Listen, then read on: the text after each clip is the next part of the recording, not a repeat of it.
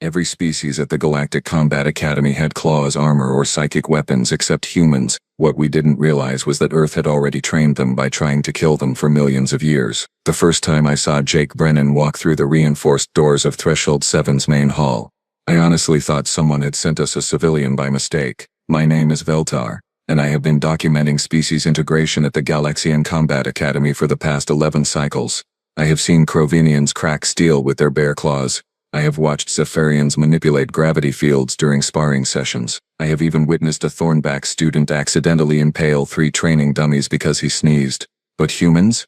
Humans were new to our little collection of apex predators and warrior races, and let me tell you, they did not look the part. Jake stood maybe 6 feet tall, which is average for his species apparently.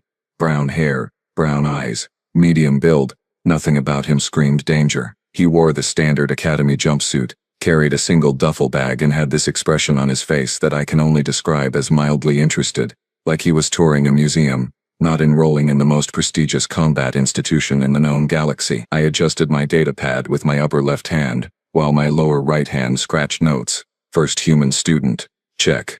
Appears physically unremarkable, check. Survival probability in first week training, questionable at best, check. Threshold 7 floated in neutral space, a massive station built specifically to house and train the galaxy's best warriors. We had students from 47 different species, each one representing the peak of their evolutionary development. The Crovenians brought their famous durability and strength. The Silicates brought their crystalline armor plating. The Vexnar brought their psychic combat abilities. Every species had something that made them dangerous, something that earned them a spot here. The humans brought, well, we were not entirely sure what they brought. Command had been very secretive about the whole thing. Earth had only made contact with the Galactic Council 3 years ago, and suddenly we were accepting their youth into our combat programs. It seemed rushed, foolish even. I had reviewed the biological data we had on humans: fragile skeletal structure, thin skin that tears easily, no natural armor, no venom, no claws, no enhanced senses. They came from a planet with barely 1 standard gravity, 1.0. My homeworld has 2.3, and we are considered a medium gravity species. But orders were orders, and the council wanted integration, so integration they would get. Jake walked past a group of Crovenian students who towered over him by at least 3 feet. They glanced down at him with barely concealed amusement. One of them, Thaximal, I would later learn his name very well, actually snorted. The sound came out like a boulder rolling down a metal hill. Jake did not even look up. He just kept walking, dragging his bag behind him with one hand. "Hey, tiny thing," Thaximal called out in broken common galactic. "You lost. Civilian quarters are 3 levels down." A few other students chittered and hissed with laughter. Different species, same cruel sense of humor. Jake stopped, turned slightly, gave Thaximal a smile that did not quite reach his eyes. "Nope," he said simply, "right where I need to be." Then he continued walking. I recorded the interaction with clinical detachment. Subject displays confidence despite obvious physical disadvantage. Possible overcompensation for awareness of vulnerability. Prognosis remains poor. The academy had seen hundreds of students wash out in their first month. Combat training here was not for the weak. We did not coddle, we did not hold back. You either adapted or you went home. Sometimes you went home in pieces.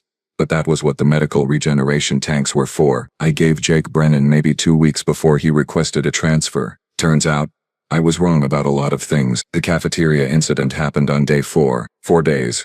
That was all it took for everything we thought we knew to get violently rearranged. I was sitting 3 tables away documenting feeding habits of the Silicate students when I heard Thaximal's voice booming across the dining hall. Again, the Crovenian had apparently decided that Jake was his new favorite target for entertainment, and let me tell you, Crovenians do not do subtle. Picture a creature that evolution designed specifically to kill things and survive everything. 8 feet tall, covered in overlapping plates of natural armor that could deflect most energy weapons. 4 arms, each one capable of lifting half a ton. A jaw structure that could bite through titanium alloy. Crovenians came from a planet where everything wanted to eat everything else, and they had clawed their way to the top of that particular food chain through sheer bloody-minded durability. Thaximal was big, even for a Crovenian, and he had spent the last 4 days making Jake's life miserable. Small things at first. Knocking Jake's tray out of his hands, blocking doorways, making loud comments about fragile little Deathworlders who did not belong here. The usual bully routine, just scaled up to interstellar proportions. Jake had ignored all of it. Every single incident he just cleaned up the mess, went around the obstacle, kept his head down. I had noted this behavior with approval. The human understood his limitations. Smart, except, as I was about to learn, I had completely misread the situation. Soft skin, Thaxamel bellowed, his translator unit making his words echo across the cafeteria. I am talking to you. Jake was sitting alone eating something brown and vaguely concerning from Earth's cuisine selection. He did not look up, just kept eating. Thaxamel stomped over. Each footfall made the floor plates vibrate.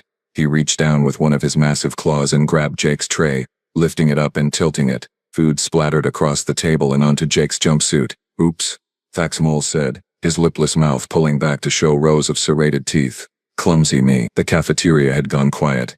Everyone was watching now. This was a moment. You could feel it in the air. The new student, the weak one, was being tested. He would either submit, or he would fight and get destroyed. Those were the only two options we had seen play out hundreds of times before. Jake stood up slowly. He was still shorter than Thaxamel by more than 2 feet, still looked like a stiff breeze could knock him over, still had that same mild, almost bored expression on his face. That was my lunch, Jake said quietly. So, Thaxamel leaned down, bringing his face close to Jake's. What are you going to do about it, little mammal? I adjusted my datapad to record. This was either going to be a quick submission, or a brutal lesson in why humans did not belong at combat academies. Either way, documentation was important. Jake sighed. Actually sighed, like this whole thing was just mildly inconvenient. I am going to ask you once to apologize and get me a new tray, Jake said. The cafeteria were abutted in various species-specific sounds of amusement. Even I felt my mandibles twitch. The human had to be joking. Thaxamel laughed. A sound like gravel in a processing unit. Or what? Jake's expression did not change. Or I will make you apologize. That was when Thaxamel made his mistake. He reached out with one massive claw to shove Jake backward, to put the little human in his place. To end this farce, Jake moved. I do not have words adequate to describe what happened next, but I will try. One moment Thaxamel was reaching forward. The next moment, Jake's fist was buried in the Krovanian's armored faceplate with a sound like a shuttle crash. Not a slap. Not a push. A full force, closed fist punch that traveled maybe 8 inches and carried behind it every single pound of force that human Deathworld muscles could generate. Thaxamel's head snapped back so hard I heard his neck vertebrae crack. His body followed. All 8 feet and 600 pounds of apex predator, lifted completely off the ground and sent flying backward through the air. He hit a table 10 feet away, smashed through it and slid another 5 feet before stopping in a crumpled heap of twitching limbs and shattered armor plating. The sound of the impact echoed off the walls. Then, silence. Complete, absolute, suffocating silence. Jake stood there, hands still extended, knuckles not even bruised. He looked down at Thaxamel, then at his own fist, then back at the unconscious Krovanian. He said mildly. I actually held back too. My datapad slipped from my upper hand and clattered on the floor. Around the cafeteria, students from 47 different species all had the exact same expression. The universal look of beings who had just realized they had catastrophically miscalculated something very, very important. A Vexnar student near me whispered something in their native tongue. My translator rendered it as, "What in the burning void was that?" I did not have an answer. Jake calmly walked over to the food dispensers and got himself a new tray. Nobody moved to stop him. The medical bay descended into controlled chaos approximately 4 minutes after the punch. I followed the emergency response team, datapad clutched in all 4 hands, scientific curiosity overriding my sense of self-preservation. 3 medtechs, 2 silicate orderlies, and 1 very concerned physician named Krelvox were already swarming around Thaxamel's unconscious body when I arrived. "Get me a bone regenerator," Krelvox snapped, his tentacles moving in agitated patterns. "And someone find out what hit him." Feels like he argued with a cargo shuttle. It was a human, one of the orderlies offered helpfully. Krelvox stopped mid-examination. All 6 of his eye stalks swiveled toward the orderly. "Repeat that." "A human punched him, sir. Once. Just the one time." The physician's skin color shifted through 3 shades of disbelief before settling on a queasy purple. He returned his attention to Thaxamel, scanning with increased intensity. I moved closer, recording everything. "Fractured facial plate in 7 locations," Krelvox muttered, reading off his medical scanner. "Severe concussion, possibly 3 separate impact points as the brain rebounded inside the skull. 2 cracked vertebrae in the neck, damage to the equilibrium organs, torn musculature in the upper back from whiplash effect. Shock trauma across his entire nervous system." He paused, running the scanner again as if he did not believe his own readings. This Krovanian was hit with enough force to stop a ground vehicle. You are telling me a human did this, with his hand? An unaugmented organic hand? Yes, sir, I interjected, holding up my datapad. I have visual documentation. The human, Jake Brennan, punched him exactly once. Closed fist. Approximately 8-inch travel distance from shoulder rotation. The Crovinian was airborne for 0.7 seconds before impact with furniture. Krelvox's tentacles went limp. That is impossible. I have reviewed human biological data. They are Category 4 durability at best. Crovinians are Category 9. The structural integrity differential alone should have shattered every bone in the human's hand. About that, another medtech called from across the bay. Sir, the human is here. Administrative protocol requires medical examination of both parties involved in physical altercations. Jake Brennan sat on an examination table in the corner, looking bored. Krelvox approached him like someone approaching an unexploded munition. Cautious, respectful, possibly terrified. I need to scan your hand, the physician said carefully. Jake held it out. Sure, the scanner hummed. Krelvox stared at the readout, blinked all 6 eyes in sequence. Scanned again. This is medically nonsensical, he whispered. No fractures. No microfractures. No torn ligaments. No bruising. Not even inflammation. Your hand has less damage than if you had vigorously shaken someone's appendage in greeting. Yeah, Jake said. I pulled the punch at the last second. Didn't want to actually hurt him too badly. Every being in the medical bay froze. That was you pulling the punch. Krelvox's voice had climbed half an octave. Well, yeah. I mean, we are all supposed to be training together, right? Did not seem sporting to go full contact on day 4. I was writing notes so frantically that my datapad started overheating. This changed everything. Everything. If what the human said was accurate, if he had genuinely reduced the force of that catastrophic impact, then what were humans actually capable of at full strength? The medical bay doors hissed open and Academy Commandant Zix Thrall stormed in, her crystalline exoskeleton clattering with agitation. Someone explained to me, she began, her voice resonating with barely controlled fury, why I have a Crovinian in critical condition, a human with 0 injuries, and 14 different species requesting immediate transfers away from human-occupied dormitories. Krelvox gestured helplessly at his medical readouts. Ma'am, I think we have severely, catastrophically, perhaps fatally underestimated what a Deathworld classification actually means. The commandant's gaze fixed on Jake, who gave a small, polite wave. How much gravity does your planet have, cadet? She demanded. About 9.8 meters per second squared, ma'am, in standard measurements. Oh, 1 standard G.98 technically. Zix Thrall's exoskeleton actually creaked as her whole body tensed. So you are telling me that you come from a standard gravity world and you just hospitalized one of our most durable students with a casual punch? Jake shrugged. I mean, he did knock over my lunch. Seemed like a proportional response. I watched the commandant's face cycle through approximately 12 different emotions, none of them pleasant. Emergency staff meeting, she announced. Now, every department head, every combat instructor, every xenobiology specialist, we need to completely reassess our protocols. She pointed one rigid appendage at Jake. You, stay here. Do not touch anything. Do not sneeze aggressively. Do not flex. Just sit there and try not to accidentally destroy anything else. Jake nodded agreeably. As the commandant left, I heard her mutter something that my translator rendered as Galactic Council is going to have my exoskeleton for this. I did not sleep that night. Sleep could wait. Sleep was for researchers who were not sitting on the most significant xenobiological revelation in the last 3 centuries. My quarters were small, functional, covered wall-to-wall with projection screens displaying every piece of data about Earth I could access from the galactic archives. Some of it was recent, compiled during humanity's first contact. Most of it was raw planetary scan data that nobody had bothered to analyze in detail because, well, who cared about some random species from a backwater spiral arm? Turns out, we should have cared. I started with the basics. Earth's gravity registered at 0.98 standard G, just like Jake had said. Fine. Normal. Nothing alarming there. Atmosphere was nitrogen-oxygen mix, breathable standard stuff. Rotation period was 24 hours, well within comfortable parameters. On paper, Earth looked like a perfectly pleasant mid-level habitable world. Then I started looking at the details and my mandibles started clicking involuntarily, which is what my species does when we are nervous. Surface pressure, 1.0 atmospheres at sea level. I blinked at that reading.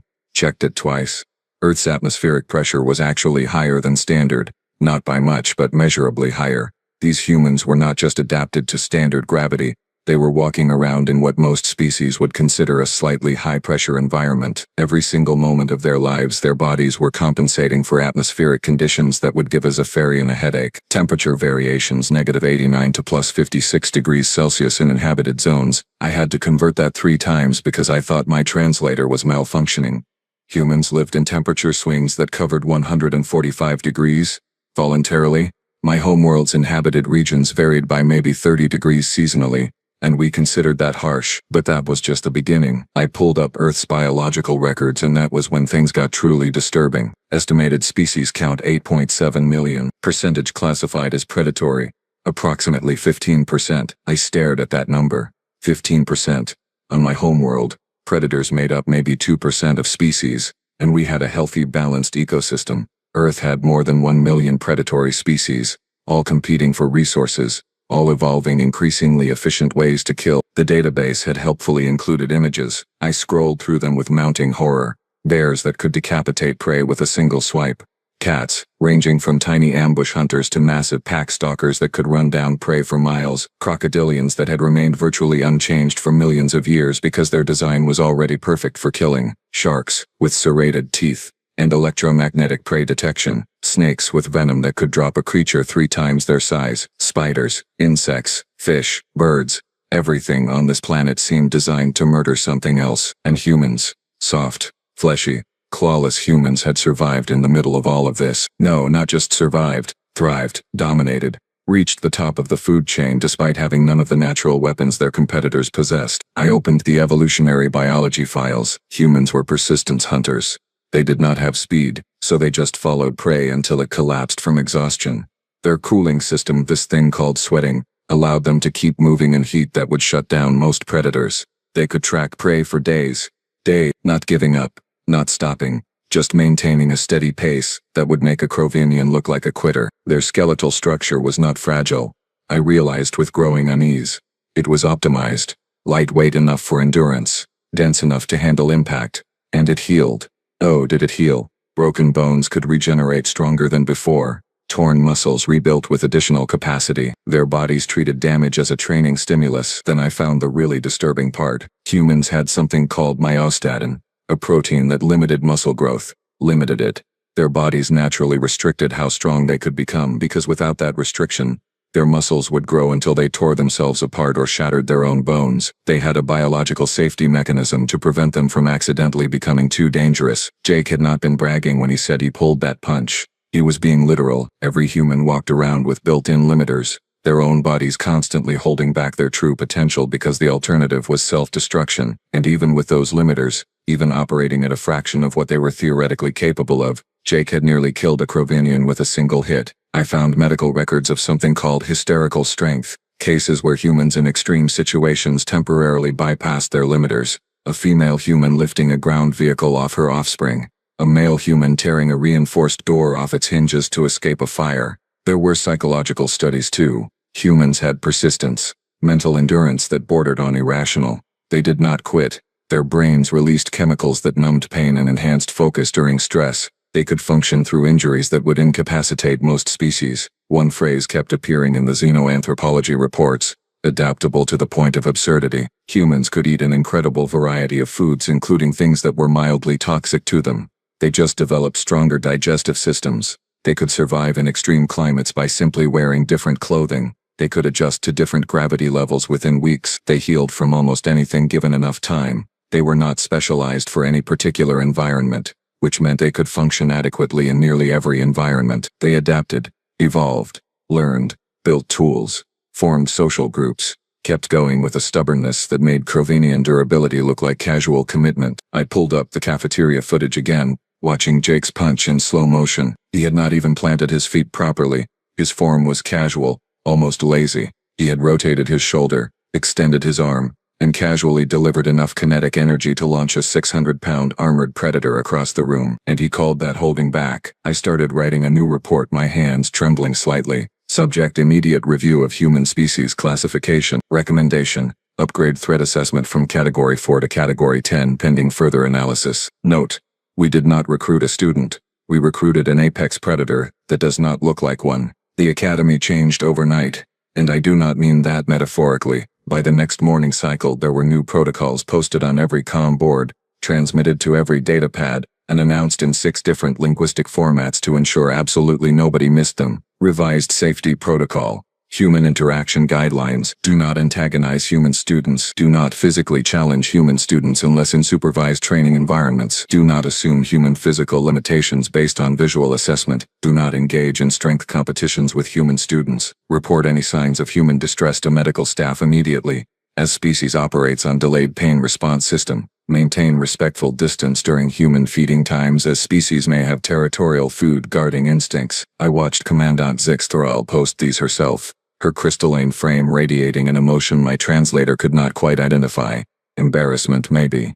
Or existential dread. The combat training schedule got completely restructured. Humans were moved to their own category, separated from the standard durability classifications. Jake suddenly found himself training alone for the first 3 hours of each session while instructors frantically redesigned programs that would not result in dead Crovanians. Chief Combat Instructor Rax Ven, a grizzled veteran who had survived 16 campaigns and 3 separate assassination attempts, approached Jake with the kind of careful respect usually reserved for unstable explosives. Cadet Brennan, he said, his translator rendering his growling speech into flat common.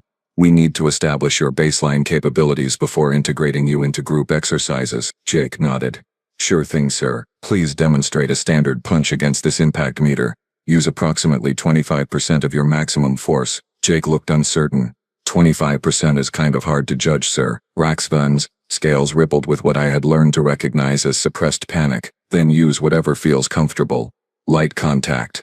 Casual effort. Jake shrugged and tapped the impact meter with his fist. The device registered 4,700 newtons and immediately flagged the reading as a sensor malfunction. Raxven stared at it. Reset it. Had Jake punch it again. Same result. The instructor dismissed the class early and went directly to the commandant's office. I heard later that he requested a leave of absence for psychological counseling, but the really interesting changes were not administrative. They were social. Students who had ignored Jake before now gave him a wide berth in corridors.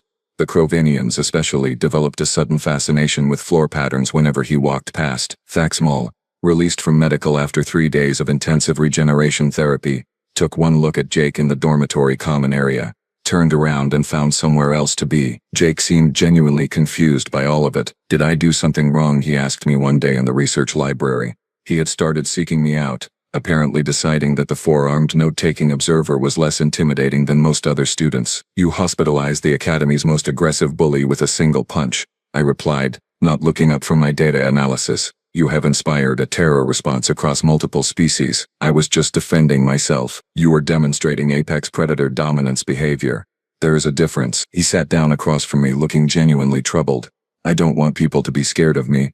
I just wanted to get through training. And that right there was what made humans truly dangerous. They did not even understand their own threat level. But fear was not the only response Jake generated. Curiosity emerged too, particularly from the more academically minded students. A Vexnor named Quillix started joining Jake for meals, asking endless questions about Earth's ecology.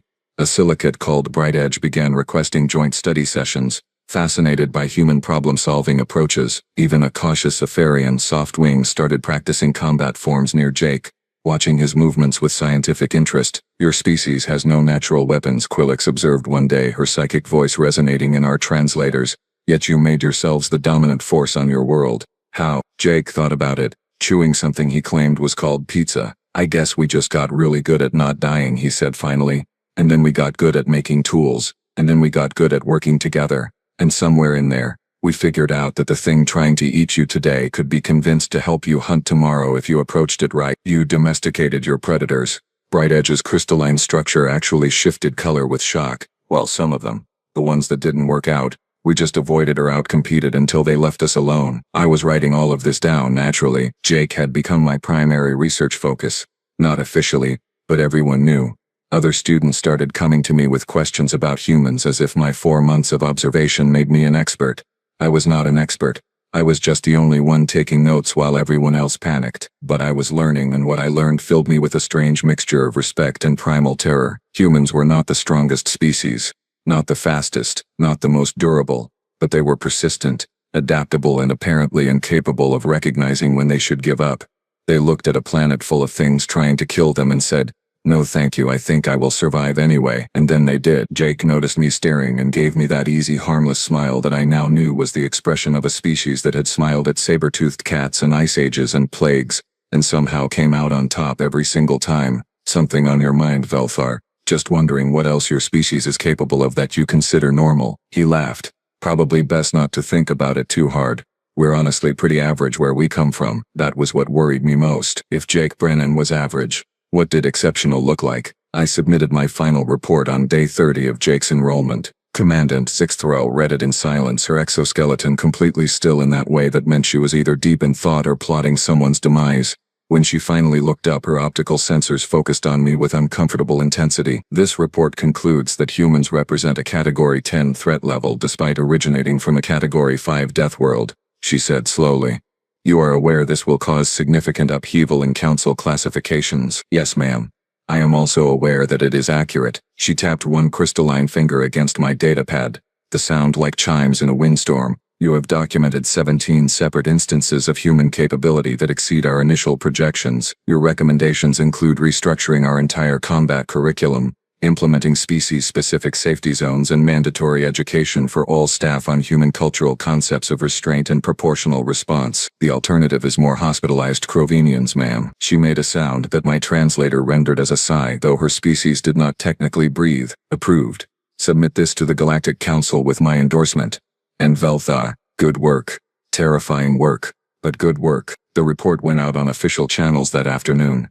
By evening I had received 43 messages from xenobiologists across the galaxy, each one expressing some variation of "you cannot be serious," or "please tell me this is an elaborate joke." It was not a joke. The implications were staggering. If humans were this capable at standard development, what happened when they gained access to galactic technology, advanced medicine, enhanced training? We had accidentally invited a species of natural-born survivors into our most elite combat institution, and given them access to thousands of years of accumulated tactical knowledge. The Galactic Council was going to lose their collective minds. But that was politics. And I was a researcher. I cared more about understanding than policy. I found Jake in the observation deck 3 days later, staring out at the stars.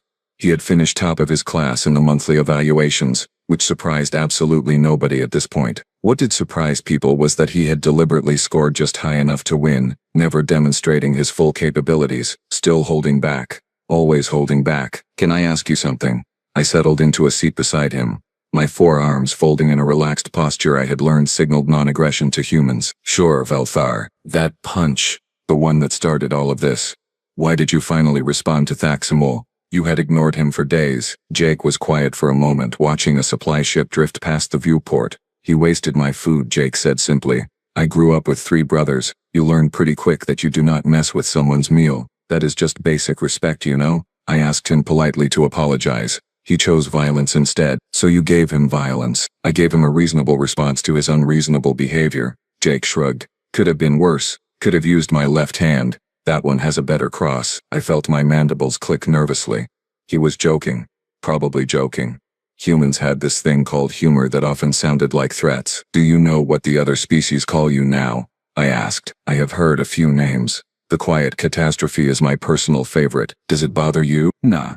Jake smiled. That same easy expression that no longer fooled me for a second. They will get used to us eventually. Humans are good at making friends once people stop assuming we are harmless. He stood, stretching in that casual way that I now knew could transition into explosive violence in a fraction of a second. Besides, there are supposed to be 15 more human students arriving next month. Academy is going to get real interesting. My datapad nearly slipped from my hands. 15 more. Yep. Whole training cohort. Command figured if I did okay they would send more. He started walking toward the exit, then paused and looked back. Oh, and Velthar, thanks for not treating me like a monster. You are good people. He left, and I sat there in the observation deck staring at my notes, my reports, my carefully documented evidence of humanity's capabilities. 15 more. I opened a new file and began typing. Advisory to future Academy administrators. A survival guide. Item 1. Humans are not fragile. Repeat this until you believe it. Their appearance is camouflage, nature's most elaborate trap. Item 2. When a human says they are holding back, they are not exaggerating. They are describing their baseline operational state. Item 3. Do not, under any circumstances, mess with their food. Item 4. Everything you think you know about Deathworld classifications is wrong. Gravity and atmospheric pressure are not the only measures of a hostile environment. Sometimes the hostility teaches adaptation instead of specialization. Item 5.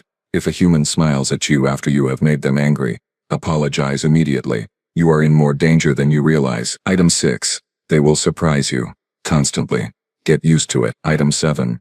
Most importantly, remember that they walk to the top of their food chain without claws, without armor, without venom, without any of the advantages their predators possessed. They did it with stubborn persistence, creative problem-solving, and an apparently pathological refusal to accept extinction. Do not underestimate them. Do not assume you understand their limits. Do not test their patience. And whatever you do, do not knock over their lunch. I saved the file, attached it to my official report, and sent it to every training facility in the galactic network. Outside the viewport, stars wheeled in their ancient patterns, indifferent to the small dramas of biological beings. Somewhere out there, Earth continued spinning, producing more humans who would eventually make their way to stations like this one, bringing with them capabilities that looked like weaknesses until you made the fatal mistake of believing it. Jake Brennan had taught us that lesson with a single punch. I had a feeling we were going to learn many more lessons in the months and years to come. The galaxy was about to get very interesting indeed, and I was going to document every single moment of it, for science and survival, mostly survival. This incident taught the Academy a critical lesson. Strength is not always visible, and danger is not always loud. Evolution does not reward size or weapons alone. It rewards adaptability, persistence, and restraint. Humans survived not because they were the strongest, but because they learned, endured, and refused to quit.